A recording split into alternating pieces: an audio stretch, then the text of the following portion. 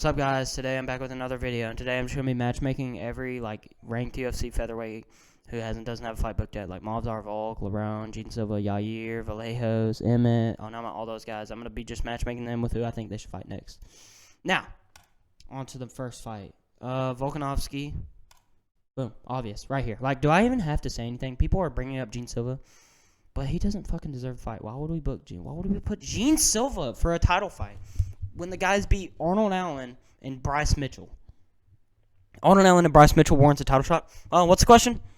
Name one elite Gene Silva win. Don't know, man. Hey, give him the title shot, all right? Like, what? Send him to Perth. Why? What? This makes no sense. This fight is right here, bro. This fight is right here. And Movsar has literally beaten more impressive fighters than Gene Silva has, bro. The only notable wins on his resume is like Bryce Mitchell, Arnold Allen. He beat Kevin Vallejos on the Contender Series, so there's that. And Charles Jourdain, my bad. Hey, respect Charles Jourdain, buddy. Anyway, yeah, this is a clear fight to make. Movsar's on a crazy winning streak. This makes no sense. Like, both these guys won it. Like, Volk was literally calling out Movsar. But whatever. Just book this fight. Make it happen.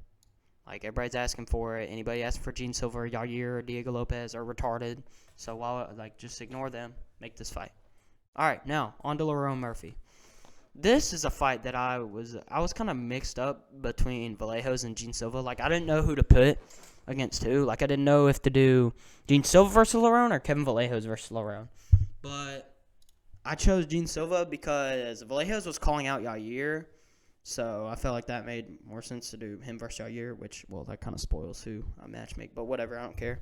It's kind of obvious. Yeah, Gene Silva on a win streak. Or not on a crazy winning streak. He's on a one-fight winning streak because he lost to Diego Lopez. But still, beat Arnold Allen, number 6 ranked versus number 3 ranked. Would put Gene Silva in top 5 talks for the belt. Would put him in title contention if he beats a guy like Lerone, who already fought for a title elimination spot. So yeah, this just makes the most sense to me. You know what I mean? So just make this fight happen. Both southpaw kickboxers. Lerone's gonna teep, throw a body kick, throw a spinning body kick every once in a while. Maybe throws a spinning elbow, gets countered brutally by Gene Silva. Probably not, honestly. I mean, Gene Silva did get knocked out by a spinning elbow, so hey, you never know, bro. Maybe the miracle freaking pulls off a spinning elbow. Maybe, bro. Highly doubt it. But yeah, book this fight, makes sense. Lerone's coming off a loss. Gene Silva's coming off a win. Makes perfect sense. Both guys are close in the rankings. Makes perfect sense. All right. Now, on to Yair. Kind of already said this one. Don't ask why I used the interim picture. It's the first one I could find. Didn't really want to go digging for PNGs of Yair Rodriguez. Book him up against Kevin Vallejos. Same thing with Kevin Vallejos PNG. I don't ask why I used Dana White Contender Series one. First one I saw.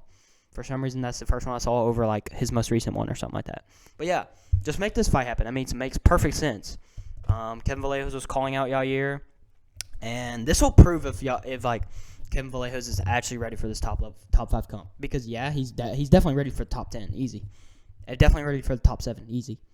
But is he ready for the top 5 yet? Like, is he ready for the guys that have already fought for the belt, already have that experience? You know what I mean? And I feel like this would be a great layup for Yair. You know, coming off winning against Pitbull, stinky fight. It's Pitbull. I mean, he's 30. 38, almost 40. I think he's 40. So, I mean, well, you're not getting a title shot, bro. Anyway, if you beat Vallejos, hey, you're in the talks. But I feel like this would be a great fight because Vallejos does struggle with like long-range kickboxers. We saw that with Giga Chikadze. Giga Chikadze was able to land that open stance body kick a lot in the fight. So I feel like this would be a good test for Vallejos to see if he's actually like qualified enough to like get that. I would like to see him against a kickboxer is what I'm trying to get at. Like, I want to see him against a long range kickboxer again. And Yair also has a chin of steel. So I mean, dude ate a Josh Emmett overhand and a Josh Emmett right hand straight to the temple, by the way. Like in their fight, Josh Emmett landed a perfect right hand on the temple, and I mean, he did get hurt super bad, but like he didn't get knocked out. Like that's insane to me. Literally Ricardo Lamas died from that punch. So yeah, book this fight. Makes perfect sense. And it sets up Gene Silva versus Vallejos, too. It sets up that perfectly. Because let's say Gene Silva beats Lerone. If Vallejos beats Yair, Volk beats Evloev, retires. Oh my gosh, vacant title fight. Vallejos versus Gene Silva. That just is perfect. That's perfect.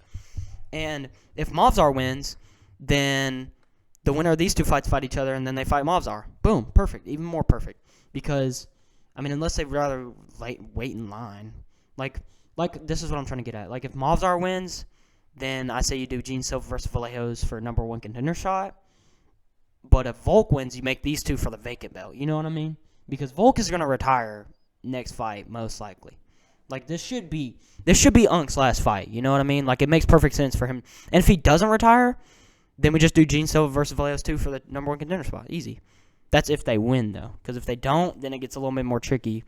Well, not really, because then you could just book a number 1 contender fight for the winner of that fight. But it doesn't have the same hype behind it, is what I'm trying to say. You know what I mean? Like, I'd rather see Vallejos versus Gene Silva 2 than Yair versus Gene Silva for the number 1 contender spot, or Lerone versus Vallejos, or even, God forbid, Lerone versus Yair. Oh my gosh, no.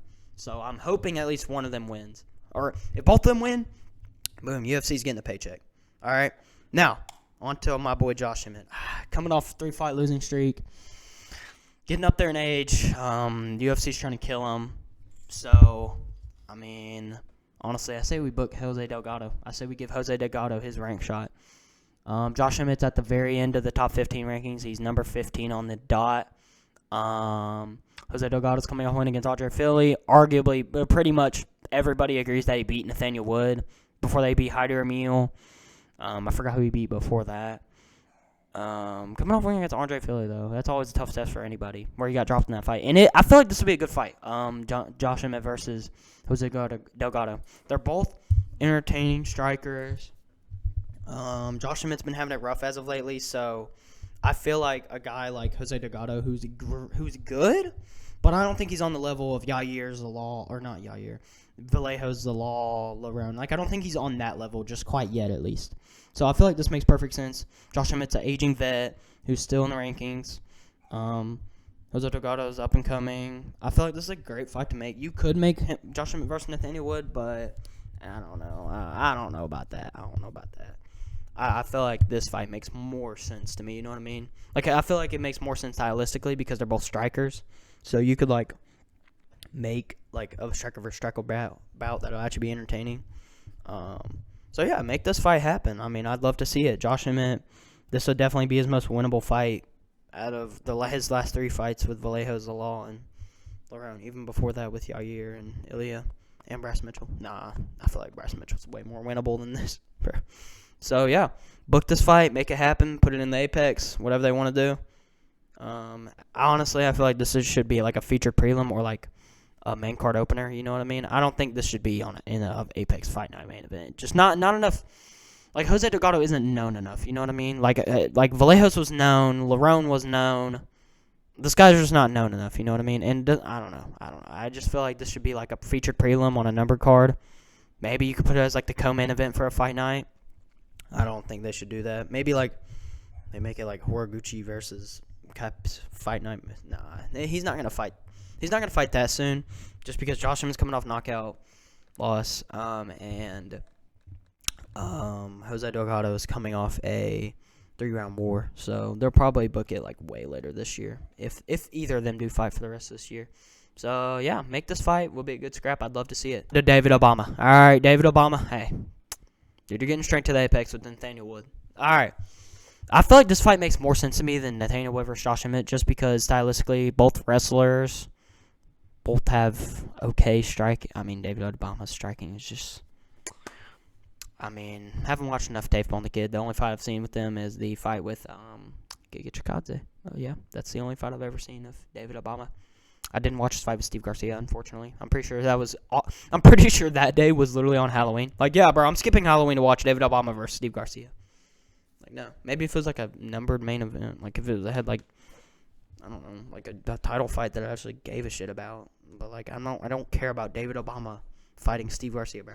And speaking of that, coming off KO loss, Daniel Wood's been needing a ranked shot for forever now. I'm surprised Melky got it before him.